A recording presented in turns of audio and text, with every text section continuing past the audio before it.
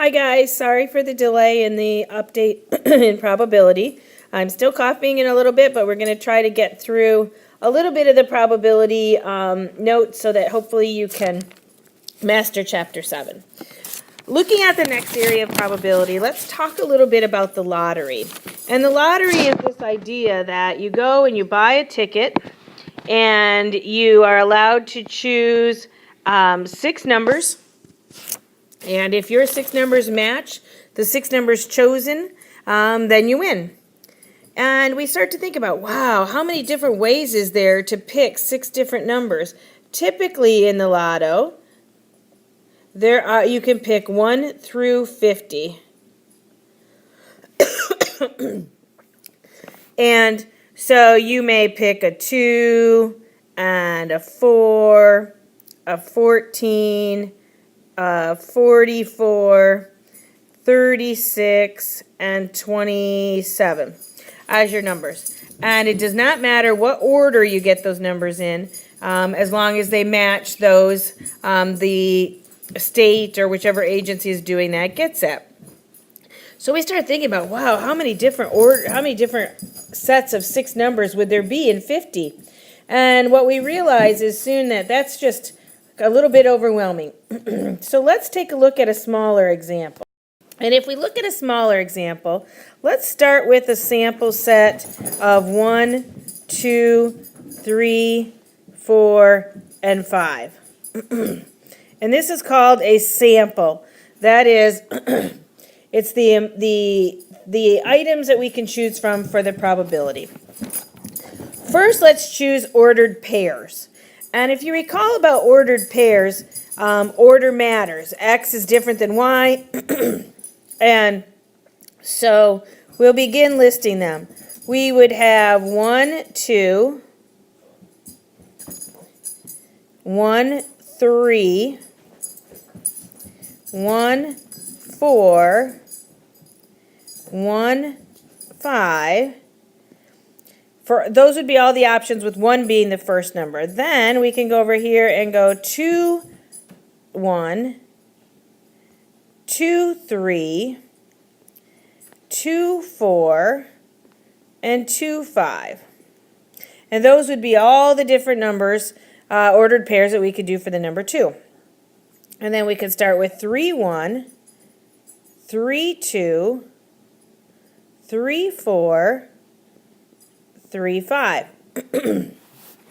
Continuing on, we will go 4, 1, 4, 2, 4, 3, and 4, 5. And last, we would have 5, 1, 5, 2, 5, 3, and 5, 4. So in this case, what we realize is for each number there were 4 choices, and there were 5 different numbers. So we have 20 ways when order matters. That is, 1, 2 is different than 2, 1. But as I mentioned in the lottery, order doesn't matter. And when order doesn't matter, we need to get rid of the duplicates. So 1, 2, if order didn't matter, would be the same as 2, 1. 1, 3 would be the same as 3, 1. 1, 4 would be the same as 4, 1. And 1, 5 would be the same as 5, 1. 2, 3 would be the same as 3, 2.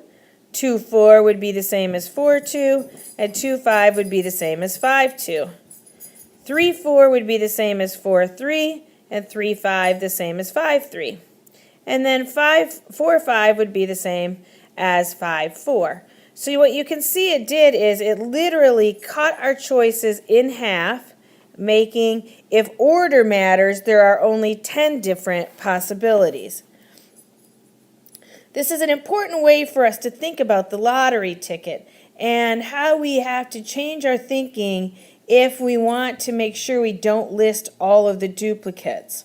So let's take a look at now what would happen of 5 numbers, but you had to order them with 3 different numbers. So instead of having pairs, we're going to have triples. So how many different triples could you, in fact, come up with? So pause the video here and try to make an organized list of all the different triples that you could make. Assuming now that you've pressed play again, let's take a peek. Well, we could have 1, 2, 3, 1, 2, 4, 1, 2, 5, 1, 3, 4, 1, 3, 5, 1, 4, 5.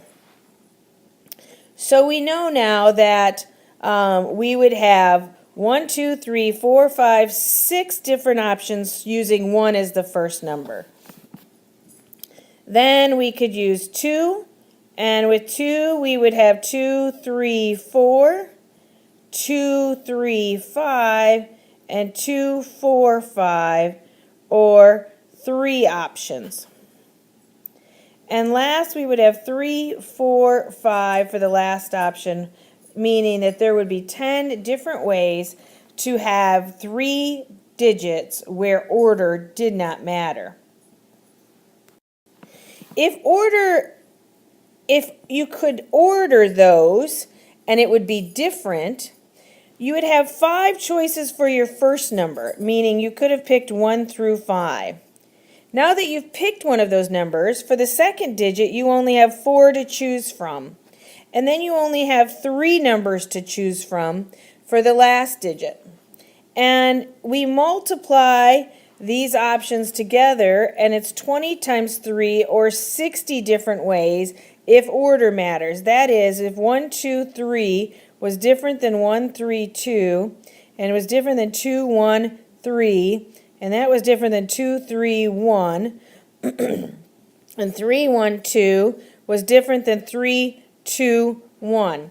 If all of those were different, then we were thinking about order mattering. We would have 60 different ways to choose 5 digits from 3 digits from a total of 5 possibilities.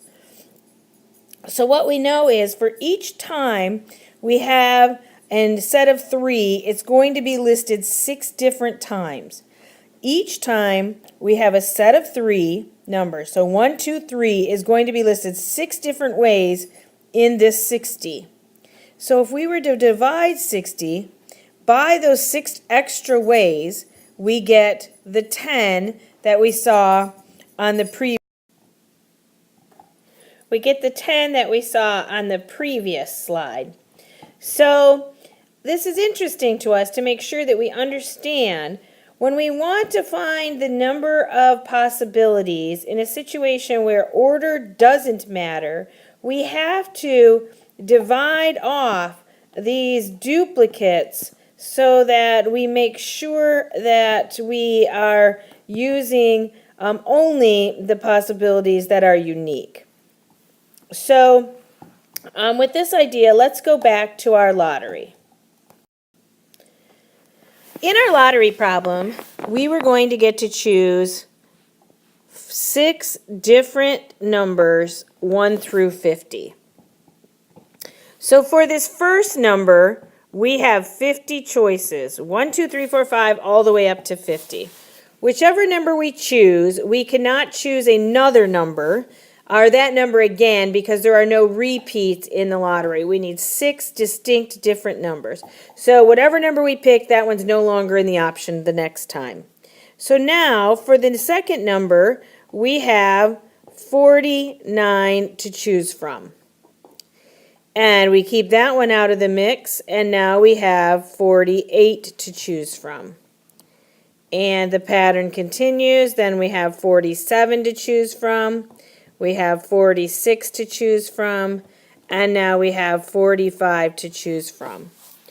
And if you were to take a look and actually do that multiplication, 50 times 49 times 48 times 47 times 46 times 45, you would find that it is a very large number as it relates to possibilities. I made a mistake here, so I just need to erase that 4.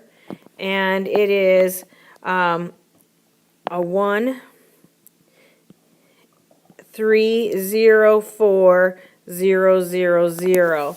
So 11,441,304,000 different lottery possibilities. Now you might be asking yourself, well, if they were only $1 a piece and I were a millionaire, why wouldn't I just go out and buy all 11,441,304,000 tickets, and then I'm guaranteed to win? As long as the jackpot was larger than 11 billion, I'm making money. First of all, I don't know how you would ever come up with all those possibilities in an organized way. Fill in all the dots at local 7-Eleven.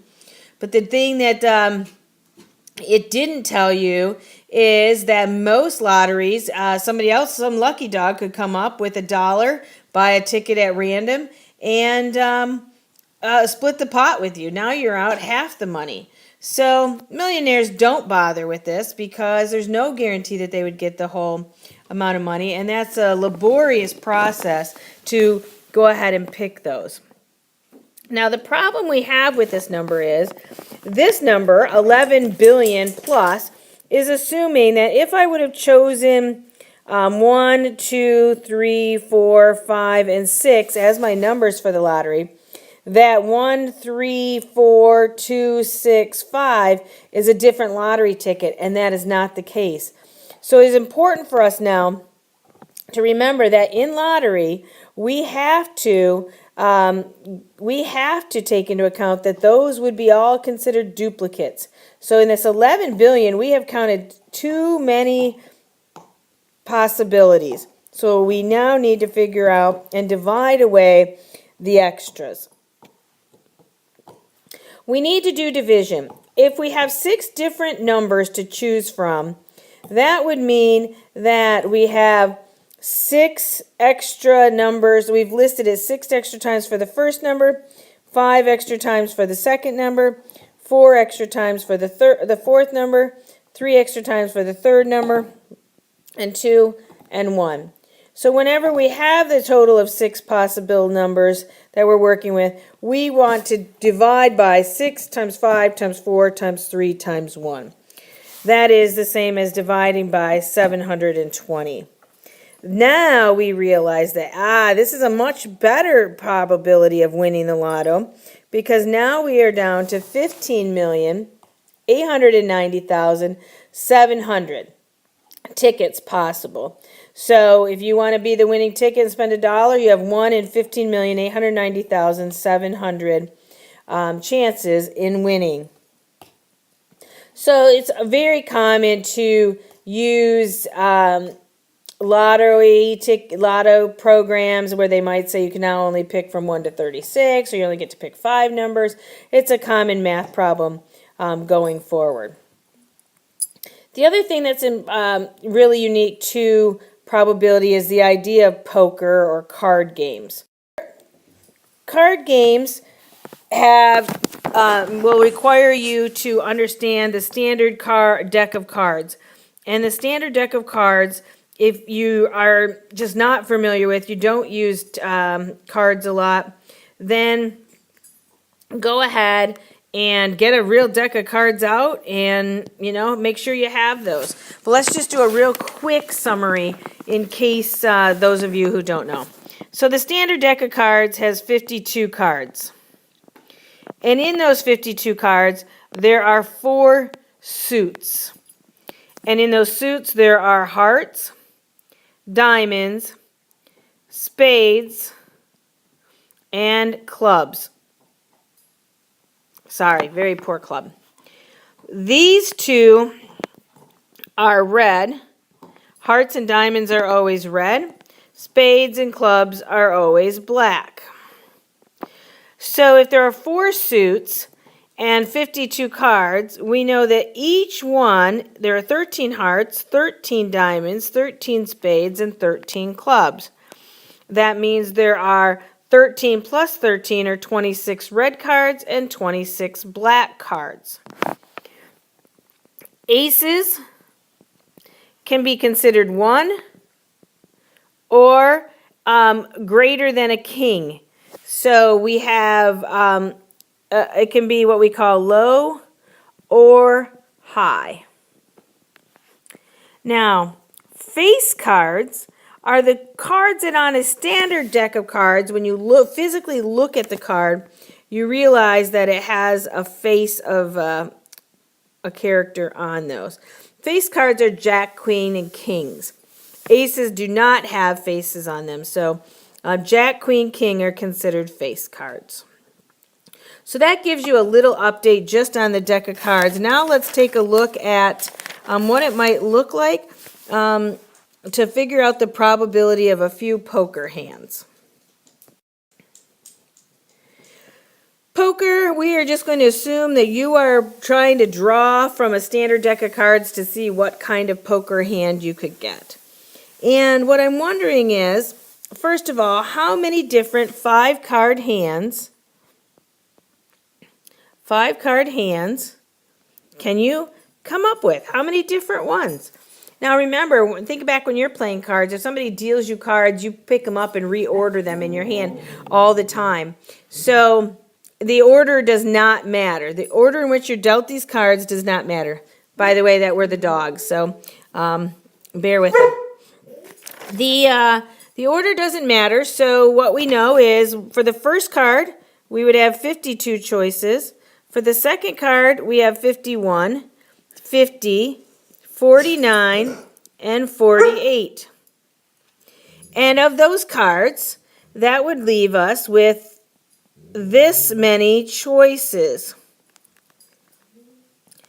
311,875,200 different five-card hands if order mattered. But since we just said order doesn't matter, then we know we have to divide off the duplicates. If we divide off the duplicates, we know that we need to divide by 5 times 4 times 3 times 2 times 1, or simply divide by 120. So the total number of five-card hands turns out to be 2,598,960. So that is always our denominator in probability because that's the total number of five-card hands we can come up with. Five-card hands. So now, if we were interested in something specific like how many four-of-a-kind hands could we have? That is ace, ace, ace, ace, or you could have jack, jack, jack, jack, king, king, king, something like that. We have 4 in a row plus another card. How many different hands do you think you could have for that? Go ahead and try that. Go ahead and pause the video and give that a try. Now that you've thought about it, let's just take the scenario for ace. This would be the best hand you could come up with. You would be excited to get dealt this and then 4 aces and then any other card. So you would have the 4 aces means that there are 48 cards left here, which is 52 cards total, minus your 4 of a kind, means that you have 48 left. So this could be a 2, a 3, a 4, a 5, a 6, a 7, an 8, a 9, a 10, a jack, a king, and a queen of hearts, and then diamonds, then spades, then clubs. So 48 different cards with 4 aces, and then substituting in right here all those different possibilities I just listed. So we can imagine that there would be 48 different ones for the kings when you have 4 kings, and 48 different hands for 4 jacks, and 48 different hands for 4 fives, and so on. So what we know is that we must have the idea that there are 13 different ways to have 4 of a kind. You could have 4 aces, 4 kings, 4 queens, 4 jacks, for tens, whatever, you would have 13 different four of a kinds. And you would have for each one of those, you would have 48 different ways to make a 5-card hand by adding in the 48th card. 13 times 48 equals 624. So the probability of getting a 4 cards alike in a 5-card hand is equal to 624 out of those total possible 5-card hands, which works out to be very much a small probability that that would happen. So almost unlikely. So you're very excited when you get a 4 of a kind hand. Now, if you think about what it would be like to get a straight flush, and I'll explain what a straight flush is. A straight flush is getting 5 cards, sequence, same suit. Is called a straight flush. That is the idea that you would get an ace of hearts, a 2 of hearts, a 3 of hearts, a 4 of hearts, and a 5 of hearts. So they're all in a row. The other possibilities that you could come up with would be you could then get a 2, a 3, a 4, a 5, and a 6, or a 3, a 4, a 5, a 6, and a 7, or a 4, a 5, a 6, a 7, and an 8, 5, 6, 7, 8, or 9, 6, 7, 8, 9, or 10, 7, 8, 9, 10, or Jack, 8, 9, 10, Jack, Queen, 9, 10, Jack, Queen, King, and we cannot forget that we could also have a 10, Jack, Queen, King, Ace. And those would be all the different 5-card sequences we could get in hearts. So we have 1, 2, 3, 4, 5, 6, 7, 8, 9, 10 different ways that we can get a 5-card sequence in hearts. So we must have a 10 different ways in diamonds. Oops, sorry, bad diamond. We must have 10 different ways in clubs. And we must have 10 different ways in spades. So we must have 40 different ways that we could get a 5-card sequence. So the probability of getting that is now 40 over the 2,598,960.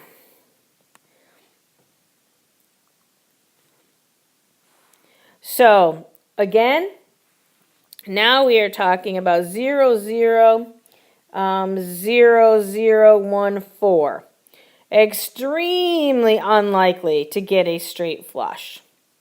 Well, I hope this short lesson on probability helps you understand a little bit about what might happen in a card scenario, a lottery scenario, and why we have to make sure we consider duplicates. I have one more short segment that I'll be providing you on the words and or in probability. Then we'll be also moving on into Chapter 8, which is statistics. So just real briefly, I'll go to one more slide. In probability, if you see the word or have to say to yourself and, it means multiplication. That is, what is the probability of getting a 6 on a die and tails on a coin? The probability of getting a 6 on a die is 1 out of 6. And the probability of getting a tails and a coin is 1 out of 2. So 1/6 times 1/2 is equal to 1/12.